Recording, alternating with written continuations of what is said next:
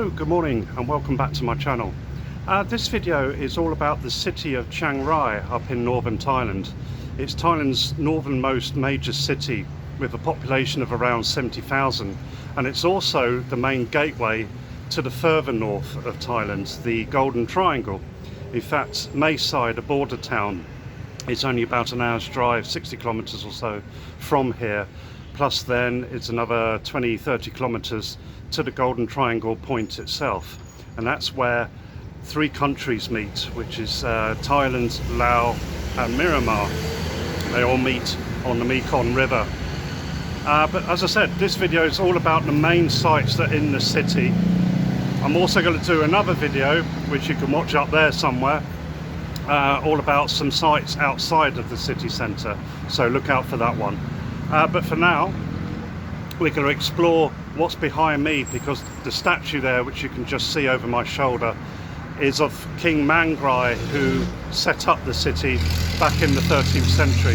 So as we're going around, I'll explain some of the history and then we'll see the main sites in the city centre. So let's get going and see what there is to see.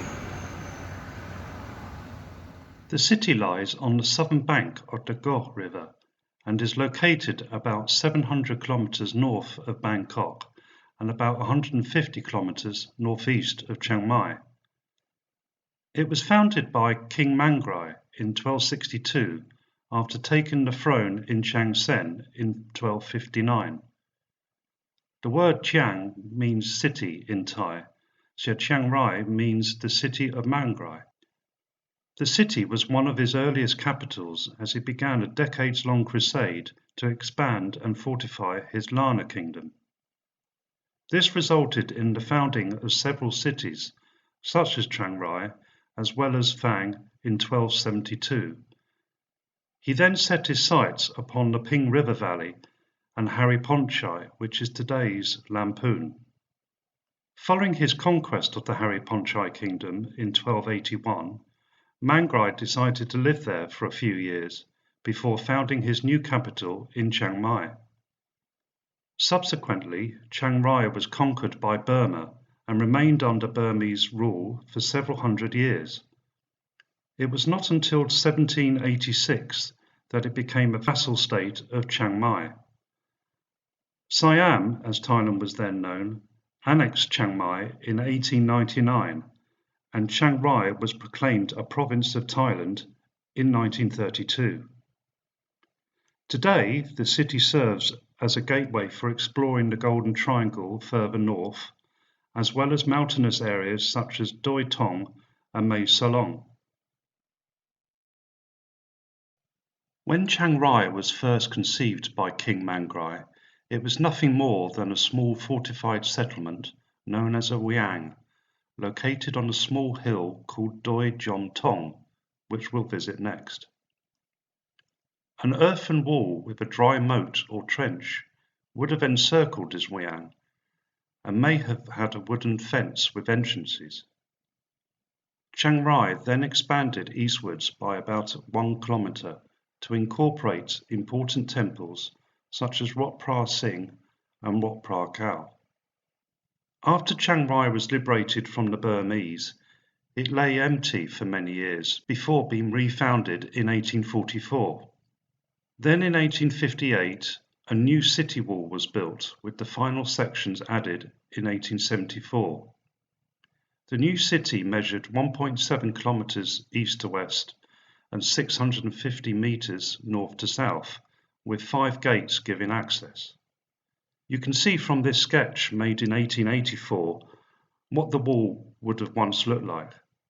The walls were overhauled in 1899, with more gates added due to constant raids by Burmese bandits. The walls appeared to have been dismantled from 1920 onwards, due to them being a health hazard with stagnant water and a lack of flowing fresh air into the old city. A modern reconstruction of the wall that was built between 1985 and 1988 along the busy Highway 1 was paid for by local funds, as well as funding from West Germany. So we're now on top of the small hill called Doi Jom Thong. and this is where King Mangrai set up Chiang Rai in 1262. But what we actually see here in front of us was created in 1988 to be a kind of symbolic navel of the city, of the original city, because what we're actually standing on was the city. So all these little pillars here, you see the main one in the middle, but I think there's 109 of them, and this is pretty unique. Well, it's very unique in Thailand, because normally a city pillar is either one pillar or like a collection of maybe just a few. But I think as I said, I think we have 109 here. Plus there's a certain number of steps. I put the information up on the screen because I can't remember the significance of how it's designed. So I'll put up the what all this signifies.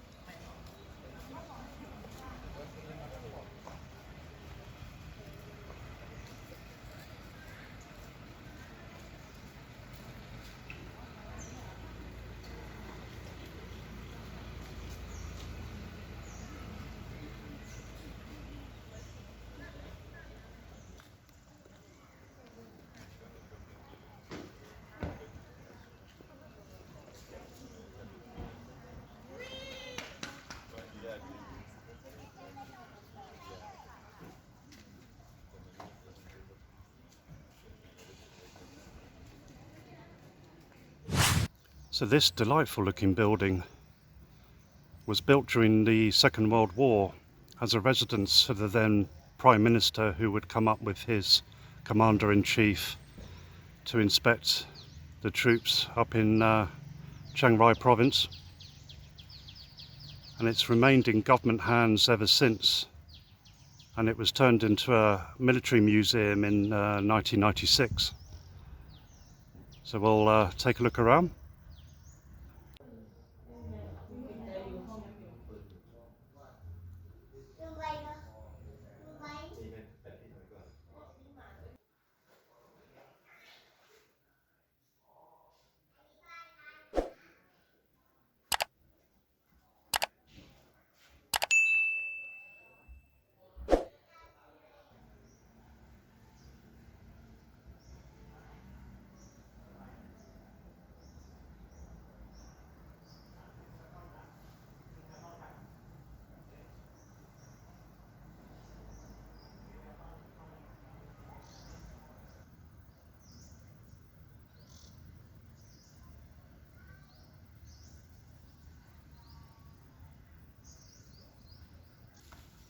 So we're now on top of another small hill in Chiang Rai, and there's quite a few of them actually. And this one, on top of this one, is a temple and a shrine here, and a stupa. And the shrine, the guy sitting on the throne here, is that of King Mangrai. Now he died in 1311, and tradition says that he was struck by lightning whilst he was visiting the city's market, and his ashes are interned in that stupa that's behind him. So we're now in Chiang Rai's most famous temple.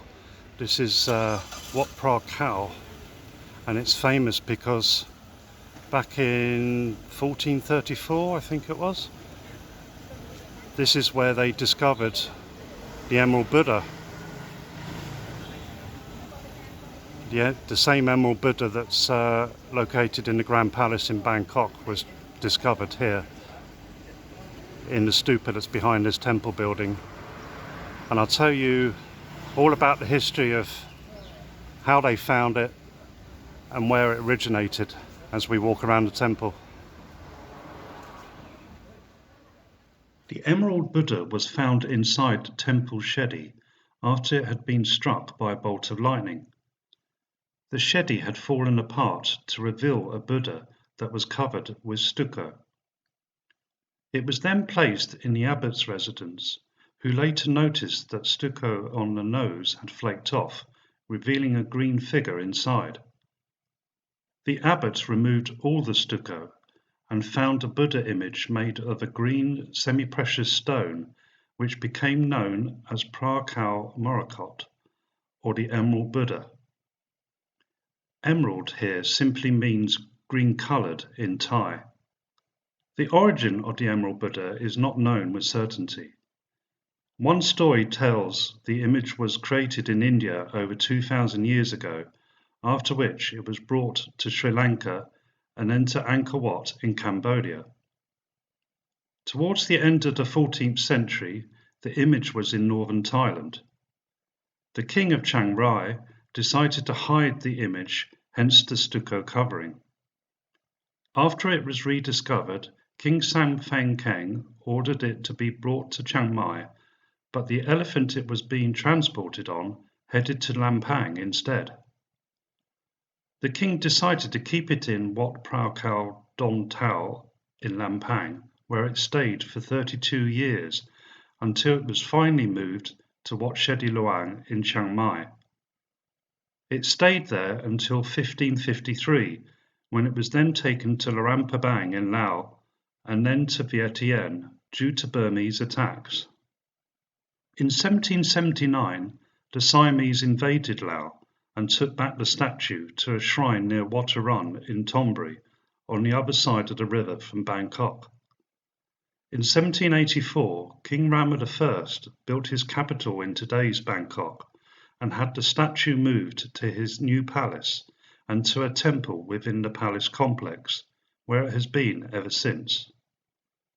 In 1990, a new image, slightly smaller than the original, was created in China from Canadian jade and placed on display here.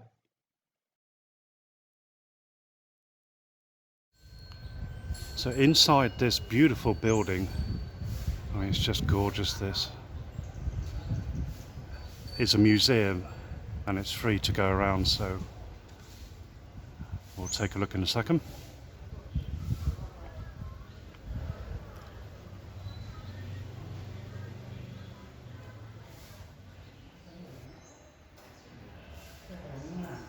I mean, I say museum, it's like a temple really.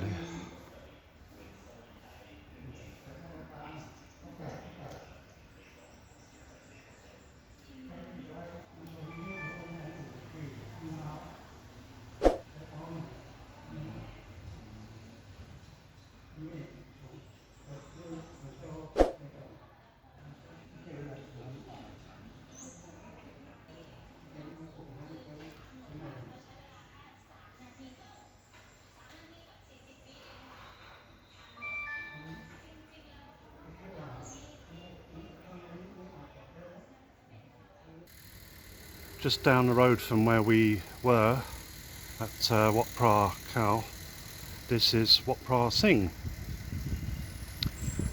and it also housed a very important Buddha image, second only to the Emerald Buddha, and again it's well travelled,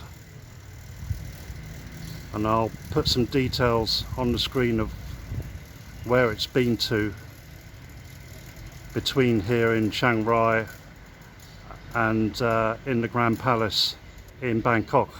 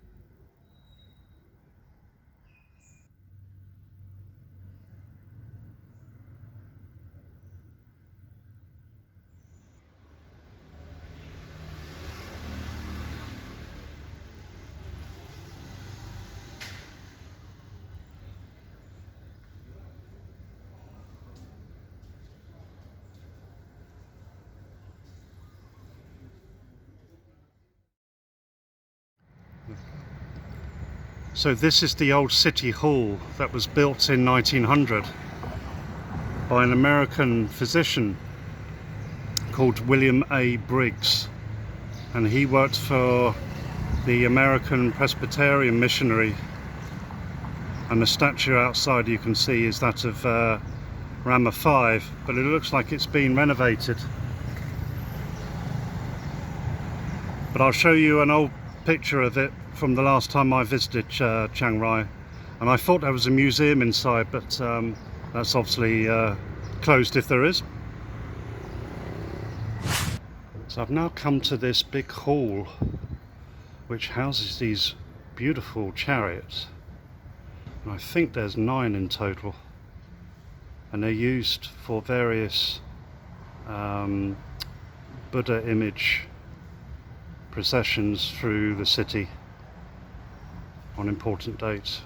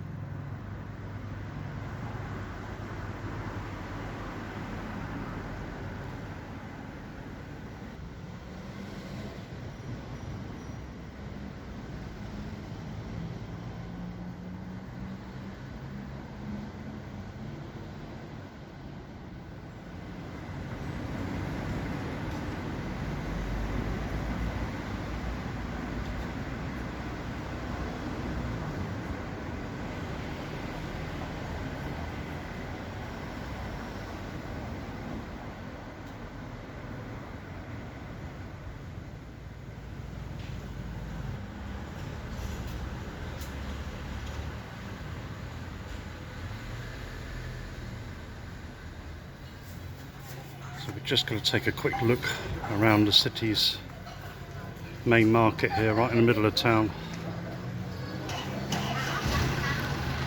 I think all the fruit and veg, well, the majority of the fruit and veg stalls look like they've already come and gone for the day, because it's coming up for 2 o'clock in the afternoon now.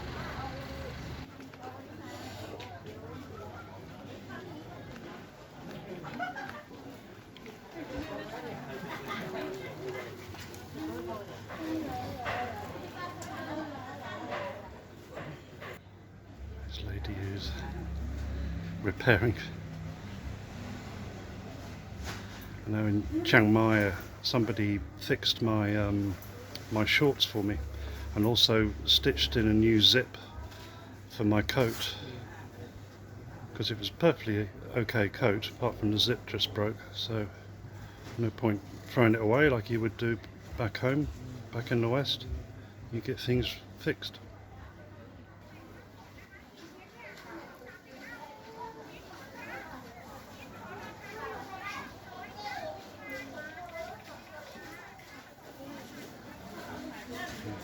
This is something you wouldn't see back home, just gold jewellery and lying out in the bare open. You've got necklaces and rings and bracelets.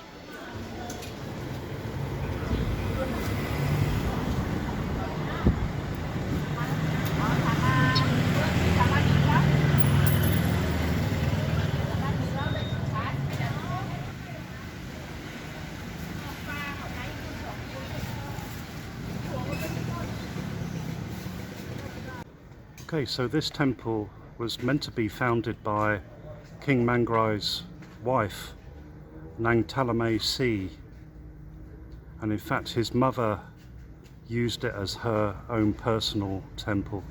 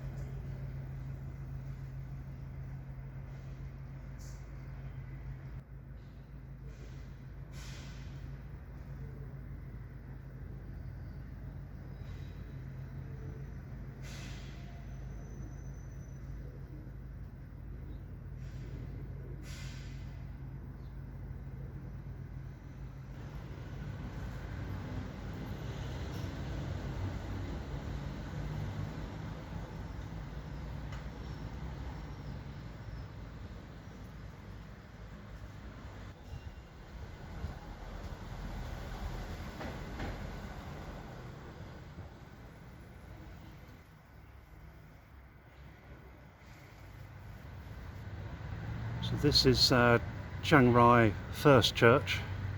See, it's Christmas when I'm filming, well, it's December anyway.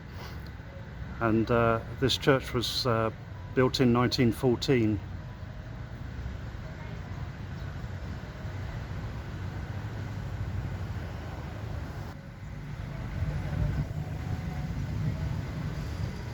And there's a bigger, more modern church right next door to it.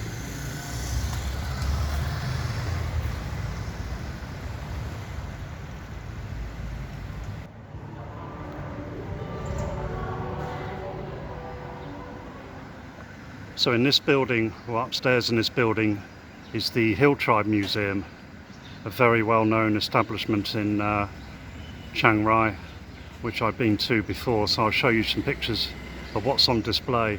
But it really details all the different hill tribes with their clothing, their beliefs, their religions, how they cultivate and education, that kind of thing, with lots of artifacts on display. So I recommend coming here. And that's where I'm going to leave off this video for now. If you like it, then give me a big thumbs up, and why not subscribe to my channel down below. Until the next video, see you later.